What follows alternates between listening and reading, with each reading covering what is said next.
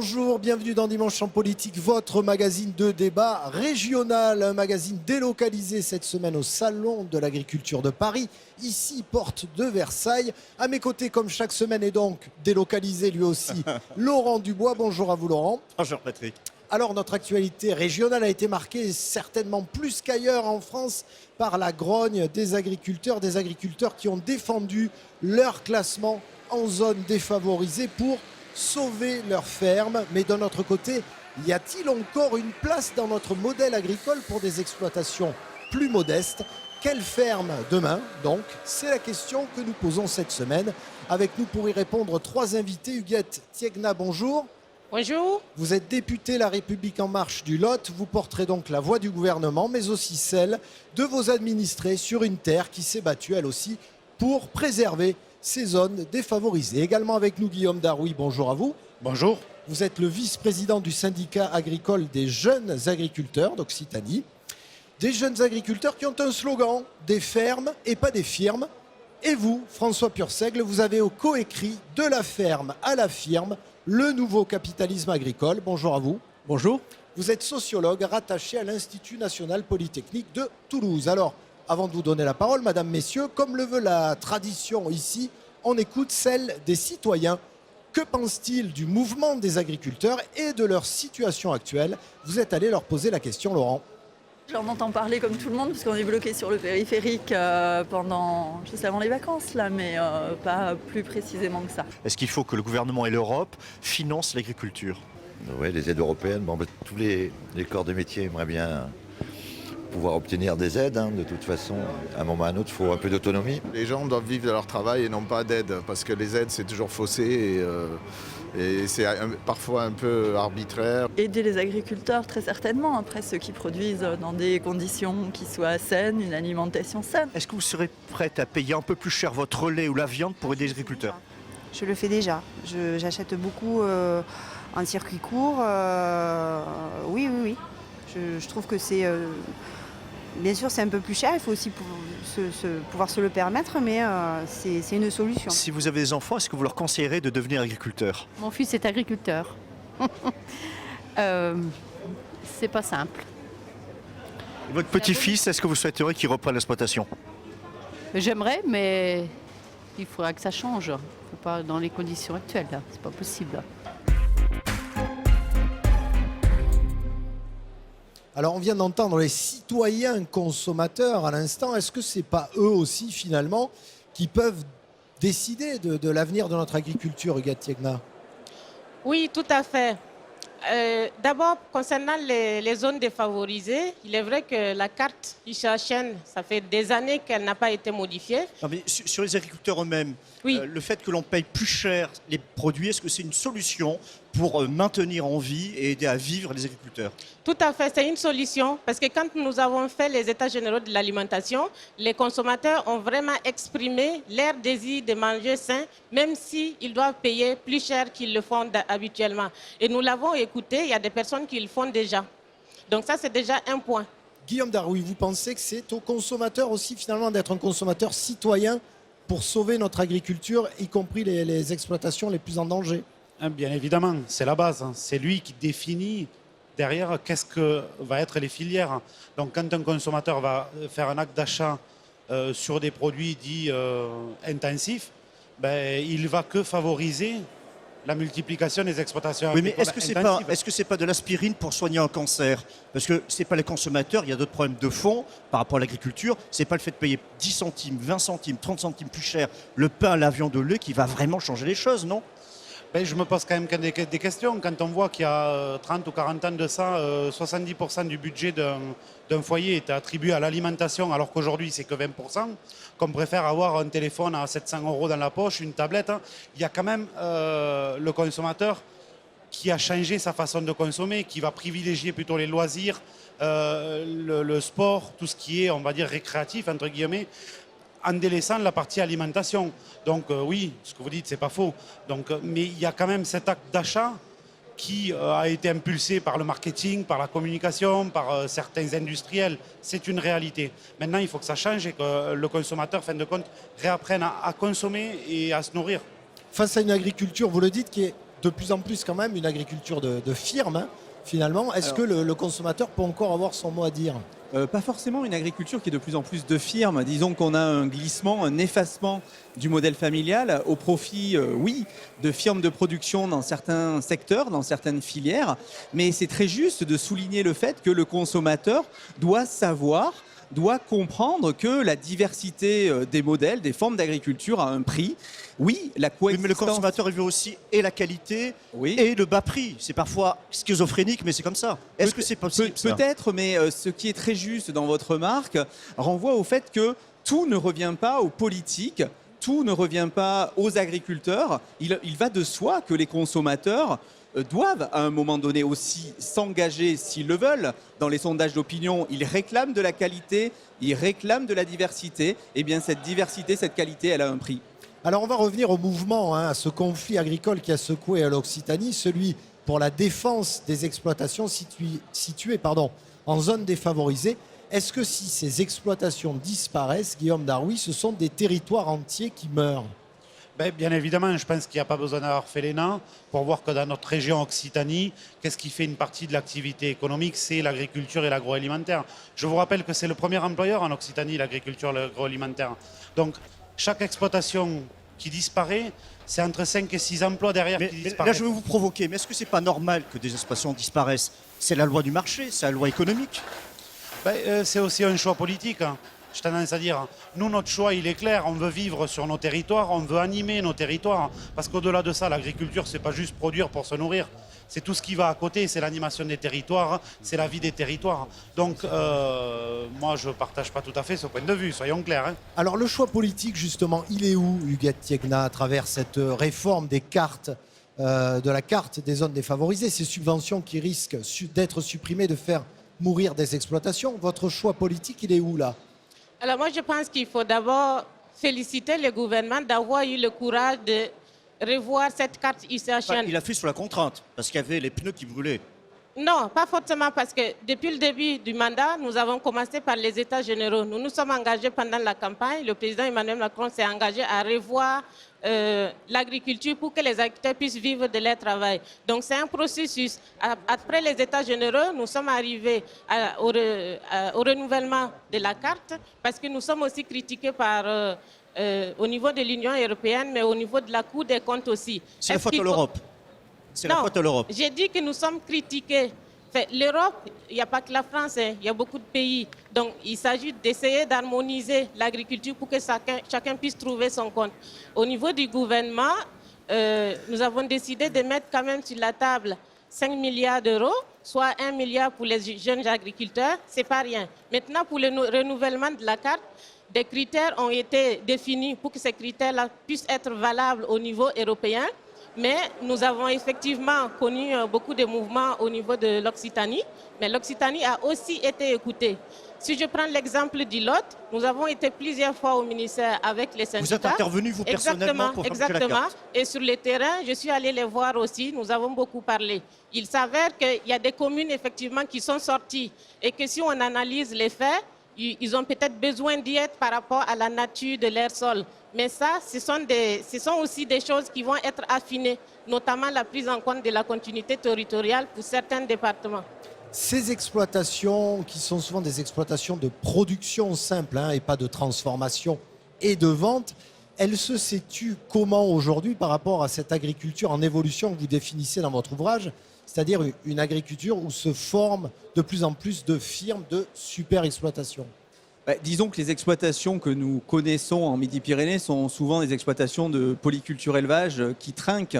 Et ce sont celles qui trinquent les premières, hein, d'une certaine manière. Ce sont des exploitations qui ont fait énormément d'efforts en matière de diversification, en matière de transformation. Et donc, on a aussi des éleveurs qui ont du mal à comprendre pourquoi ces mesures tombent d'en haut, alors que... C'était prévisible, c'était écrit que la carte allait être révisée. Oui, mais on aurait pu espérer qu'à un moment donné, un regard plus aiguisé, plus affiné, ait pu être porté sur des exploitations qui, depuis très longtemps, sont en situation... C'est le gouvernement qui a mal fait son boulot, c'est notamment Non, l'INRA. pas forcément. Je pense que c'est de plus en plus difficile de penser la diversité de situations à l'échelle de nos territoires. On voit bien qu'il est très difficile aujourd'hui de construire un projet pour l'agriculture et les agriculteurs qui sont de plus en plus divers, qui portent des logiques, des modes de vie de plus en plus variés. Et c'est de plus en plus indélicat, difficile pour des politiques publiques de prendre en charge cette pluralité de situations. Alors, on est au Salon de l'Agriculture. Ici, Guillaume Daroui, cette diversité dont vient de parler François Purseigle, honnêtement, elle est représentée ici à travers les exposants ou c'est seulement, entre guillemets, ceux qui peuvent se le permettre qui viennent ici? Non, je pense qu'elle est très bien représentée. On le voit quand on fait le tour, notamment du hall où on est. Enfin, vous allez avoir une diversité de produits, même si vous allez retrouver un jambon de Bayonne ou d'autres qui va être avec un goût différent, mais la diversité de produits est liée. Et cette diversité de produits, elle est bien donnée par des diversités d'exploitation. Donc c'est bien le fait d'avoir plusieurs exploitations et plusieurs petits modèles d'exploitation qui fait qu'aujourd'hui on peut avoir des différents produits et surtout des hommes avec une grande tâche derrière ces produits. Et nous, c'est ça qui nous tient à cœur, qu'il y ait des hommes et des femmes derrière les exploitations. Et C'est non pas qu'une vitrine marketing. Non, bien évidemment que non. Pour faire du marketing, je pense qu'on n'est pas bon. Hein, parce qu'il y en a qui ont été meilleurs que nous, justement, en agroalimentaire, et c'est peut-être ce qui, aujourd'hui, nous a fait tort. Donc, on essaye petit à petit de changer, de communiquer, de faire voir ce qu'on fait, d'apprendre aux gens ce que l'on fait, comment on produit, pourquoi on le fait. Quand on prend une décision, pourquoi on prend une décision. Mais ça prend du temps. Et ça demande surtout des moyens que nous n'avons pas aujourd'hui dans l'agriculture. Alors on va refermer ce premier débat, bilan on va dire, ou panorama de notre agriculture actuelle, avant de nous pencher sur l'avenir, les fermes de demain. En attendant, voici un portrait croisé de deux agriculteurs en Tarn-et-Garonne. Les deux produisent du lait, mais un d'entre eux le transforme et le commercialise. Reportage signé Amélie Poisson et Jacques Levé. À gauche, Olivier, 24 ans. À droite, Damien, 27 ans. Deux producteurs laitiers en Tarn-et-Garonne. Ils ont chacun repris l'exploitation familiale et les ressemblances s'arrêtent là. Chez Olivier Tonin, les 40 vaches ont tout un prénom. Un lien affectif, moteur de sa vocation. C'est comme un animal de compagnie. Enfin, tous les jours, on est au contact, le matin, le soir. On les fait un jour, on les caresse. C'est passionnel, c'est passionnel. Pour s'installer, Olivier a investi dans des terres, mais pas dans l'outil de production. La stabulation et ici la salle de traite ont toutes 20 ans. La conjoncture, c'est qu'on n'en voit pas le bout et on ne se voit pas du tout investir des milliers d'euros dans un outil avec les prix du lait actuels et qui n'offrent pas de perspective à l'avenir. Pas de visibilité, pas de salaire tiré du lait. La mère d'Olivier sort des factures d'il y a 30 ans. Prix de base 2 francs 01. Nous sommes en 1988. Ça doit faire dans les 300 euros. Et aujourd'hui, on est aussi dans les 300 euros, à peine un tout petit peu plus. Puisque les prix ne rémunèrent pas, c'est vraiment, oui, ça les aide. L'atelier prend beaucoup de plomb dans l'aile. Ces vaches, il aimerait bien les garder. Mais l'avenir, Olivier le voit diversifié, avec de la production d'ail et de céréales sur ses 300 hectares de terre. Chez Damien Cantaloube, le cheptel compte 50 têtes. Les vaches sont appelées par leur numéro, même s'il dit toutes les connaître. Ici, l'amour du métier rime avec rentabilité. C'est une passion, mais le but c'est quand même aussi de vivre. Je pense que la génération de mon père a été aussi un peu sacrifiée vis-à-vis de ça parce qu'on leur a demandé beaucoup de produire et on avait qu'une valorisation qui a cessé de baisser tous les ans. Et on a beaucoup de gens qui arrivent aujourd'hui à l'âge de la retraite et qui n'ont pas grand-chose finalement. Le filon, cet ingénieur agronome l'a trouvé dans la transformation. Il a investi 130 000 € à crédit dans ce laboratoire où il produit ses propres yaourts. Ça, c'est des commandes qui sont prêtes à expédier pour demain matin, pour livrer dans les magasins ou les grossistes du coin. Damien a doublé son chiffre d'affaires et emploie désormais 2 salariés à plein temps. Surtout ce qu'on voulait et ce qu'on est on va dire en train d'arriver, c'est de ne pas dépendre de l'aide. Ça, c'est le plus important pour nous. Aujourd'hui, on n'est pas forcément, c'est Emmanuel Macron qui en parlait, on est quand même plus des entrepreneurs agricoles. Hein. Je veux dire, quand vous avez une entreprise avec pas loin de 500 000 € de chiffre d'affaires, oui, vous êtes obligé d'investir et d'emprunter. Vous n'avez pas le choix. Olivier, Damien, 2 visions dans un secteur en mutation. Ils font partie des 120 producteurs laitiers restant encore sur le Tarn-et-Garonne. Il y a 20 ans, ils étaient 10 fois plus sur ce même département.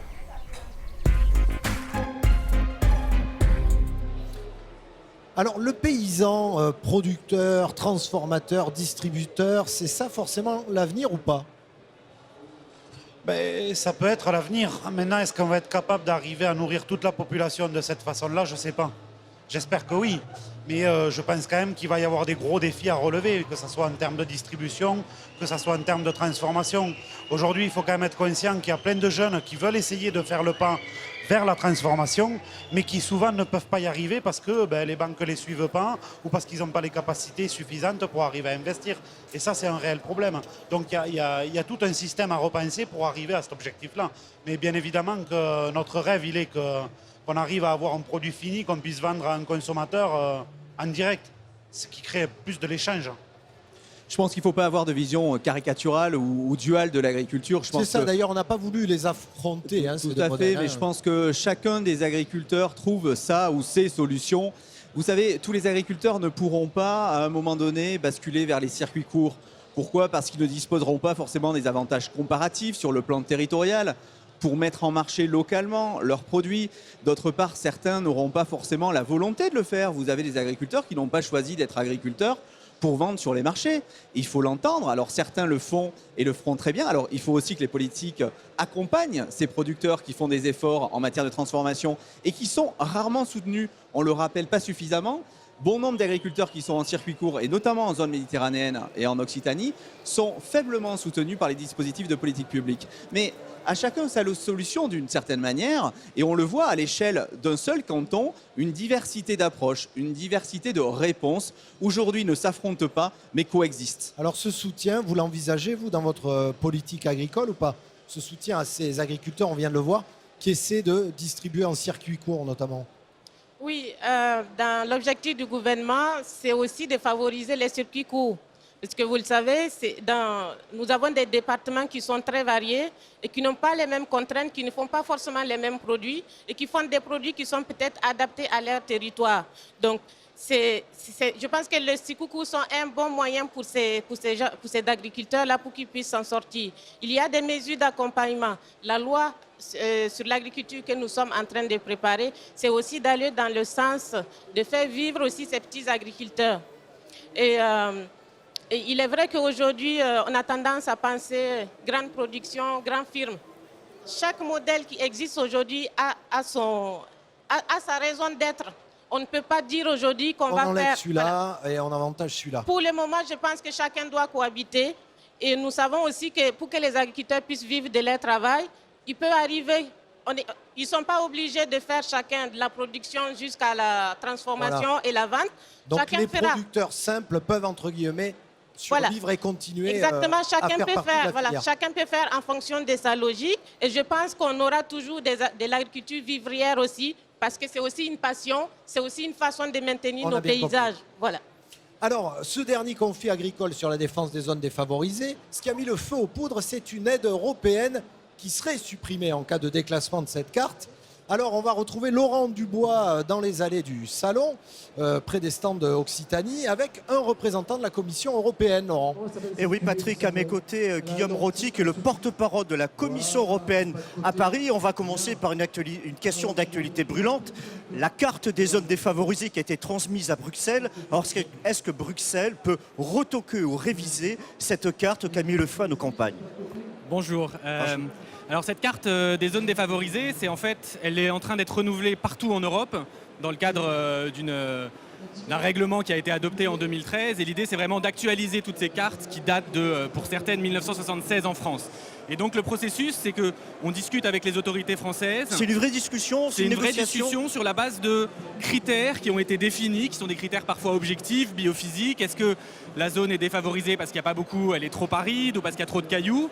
Et il y a après des critères qui là sont plus pour chacun des États membres. Et c'est cela qu'on discute avec les Français. La carte qui est partie à Paris peut être retouchée. Ça peut être une autre carte qui ressort des cartons de la Commission. Nous, ce qu'on va faire, c'est qu'on va valider les critères qui ont été utilisés par les Français pour définir cette carte pour avoir des critères qui sont harmonisés partout en Europe, pour être sûr qu'une zone défavorisée en Slovaquie ou en France, ce soit à peu près cohérent. Et donc nous, on valide les critères et on discute les critères avec la France. D'accord, donc on a compris, ça peut bouger. Autre question importante, la réforme de la PAC après 2020. Donc le commissaire à l'agriculture, Phil Hogan, a dit que la méthode allait changer.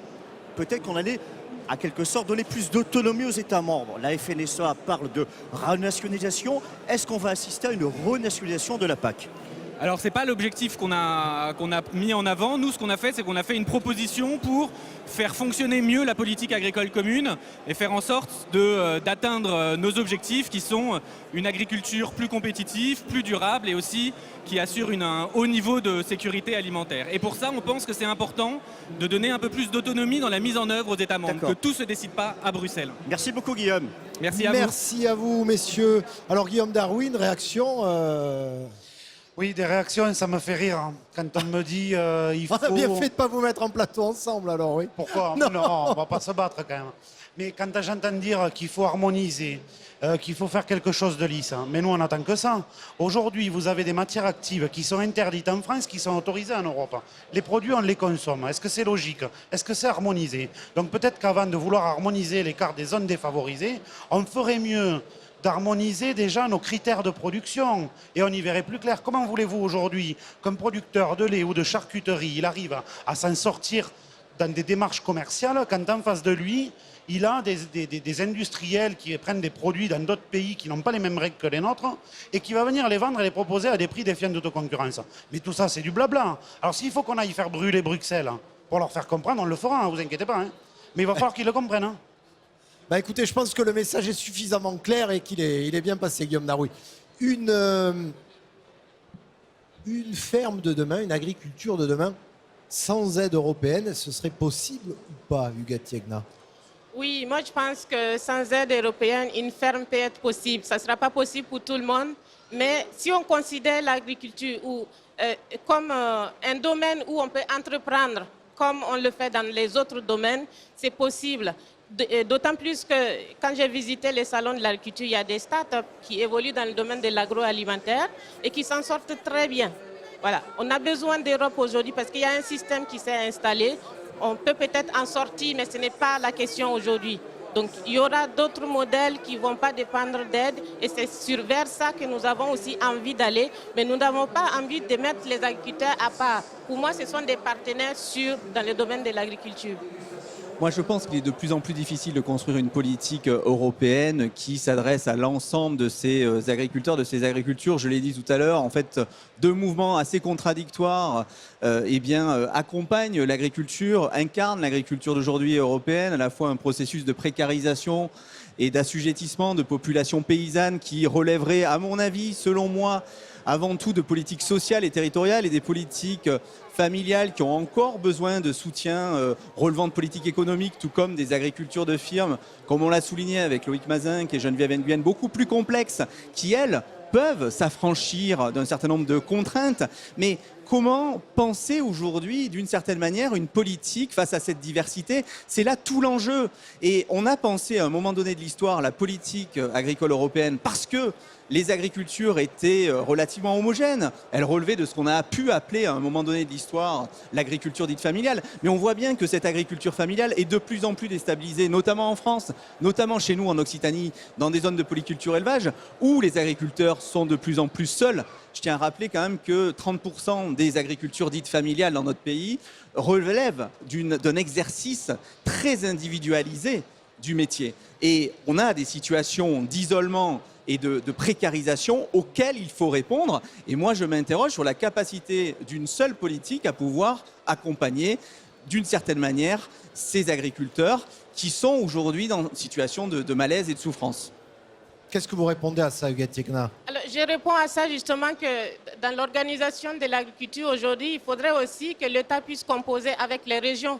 Nous avons des régions qui fonctionnent très bien, notamment dans le domaine de l'agriculture comme l'Occitanie. Il faut aussi que la politique nationale se réalise avec les régions pour justement qu'on puisse prendre en compte ces spécificités-là. Mais pour moi, tout n'est pas question de critères. tout n'est pas question d'indicateurs. Je pense que c'est aussi aux politiques et aux consommateurs d'aller sur le terrain, de se rendre compte de la situation, par-delà des critères définis très loin, et notamment à Bruxelles. Je pense qu'il faut aussi prendre acte des situations, c'est-à-dire qu'il faut donner à voir une diversité Au-delà qui ne du se pays, mesure regardez pas. sur les territoires eux-mêmes. Oui, et puis cette diversité a du mal à être mesurée. On le voit dans nos travaux au sein du laboratoire Agir de l'UMR, INRA, INP. On se rend bien compte, d'une certaine manière, que c'est très difficile de mesurer cette diversité. Alors, justement, vous parliez à l'instant de laboratoire, de l'INRA notamment. Une question que j'aimerais vous poser toujours par rapport à cette question centrale qui est la nôtre. Quelle ferme demain? On a ici dans le hall 4 l'INRA, la recherche technologique, la machinerie agricole de pointe. Guillaume Darrouy, est-ce que ces outils-là sont à la portée aujourd'hui de tous les agriculteurs pour l'avenir? Ben, je pense que oui. Après, c'est question de savoir qu'est-ce qu'on va cibler sur son exploitation. Et moi, où c'est que je rejoins M. Persègle, c'est sur l'aspect social aussi. Parce qu'aujourd'hui, dès qu'on va mettre des assistances à l'élevage, dès qu'on va mettre des nouvelles technologies dans les tracteurs, dès qu'on va mettre des nouvelles technologies sur les fermes, c'est aussi de libérer du temps et de la fatigue sur les épaules des agriculteurs. On a quand même un agriculteur qui se suicide tous les 2 jours, en travaillant 15 à 16 heures par jour. Donc la technologie, bien sûr, qu'elle peut être un outil qui peut aider les agriculteurs à avoir, on va dire, une viabilité de l'exploitation. Les soulager, leur donner des repères aussi. On l'a dit, dans cette situation, parfois on se sent seul. C'est ça, bien évidemment qu'on se sent seul. Et encore, on ne va pas se plaindre, dans le monde agricole, on a des syndicats, et on a des syndicats qui essayent quand même de défendre la profession, de s'écouter, parce qu'aujourd'hui, il ne faut pas croire, beaucoup de notre temps à discuter entre nous, c'est pour parler de problèmes qu'on a sociaux. Quand ma femme s'en va, quand mes enfants, je ne les vois pas, quand moi, je n'ai pas de femme, et tout ça, on est dans le vif du sujet, quoi.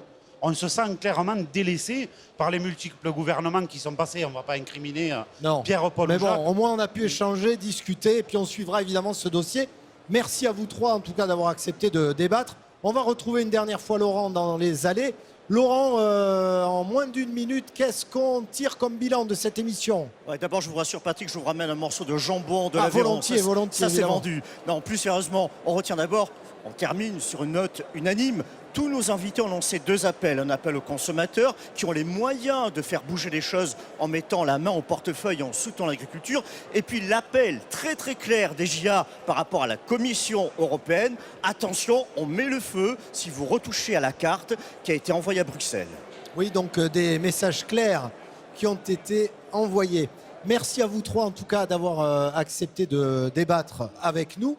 C'est la fin de cette émission, mais vous le savez, le débat continue sur notre blog, le blog politique, vous connaissez désormais l'adresse. Ce salon de l'agriculture, lui, s'achève ce soir à 19h. Quant à nous, on se retrouve la semaine prochaine dans notre nouveau studio, à ne pas rater. Donc, on débattra, là aussi, ça va être chaud, de la réforme de la SNCF. D'ici là, bonne fin de week-end à vous.